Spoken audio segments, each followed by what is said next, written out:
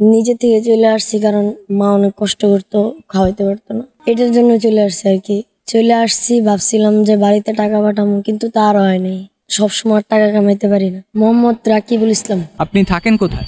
কমলাপুরে, ঢাকা কমলাপুরে। বাবা মারা যাওয়ার পরে আম্মু কষ্ট করে ওই সময় আইসা পড়ছি। আইসা ভাবছি যে বাড়িতে টাকা দিব, কিন্তু পরে আর টাকা দেওয়া হয়নি। এমনি অনেকদিন যাওয়ার পরে বাড়িতে গেছি, বাড়িতে যাওয়ার পরে আবার আসছি।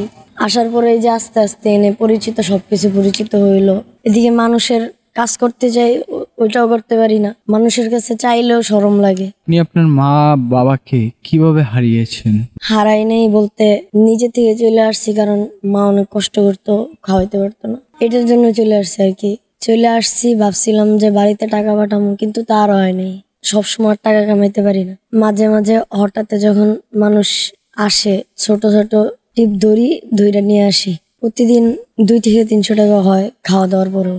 কমিউনিটি গুলা বা বিভিন্ন সেন্টার থেকে যে খাবারগুলো দেয় ওগুলাই খাই। রাস্তার যে মানুষগুলা আপনারা যাদের সাথে দেখা হয় বা যারা এই কমলাপুর রেল স্টেশনে আসে, তারা আপনাদের সাথে কি রকমের ব্যবহার করে?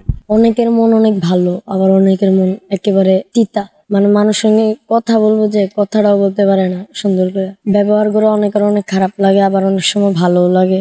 যখন রাস্তায় দেখেন যে একটা শিশু তার মায়ের হাত ধরে, তার বাবার হাত ধরে স্কুলে যাচ্ছে, ভালো একটা খাবার খাচ্ছে, ভালো ঘুরতে বের হয়েছে গাড়িতে করে, আসলে তখন কি আপনার অনুভূতিটা কি লাগে?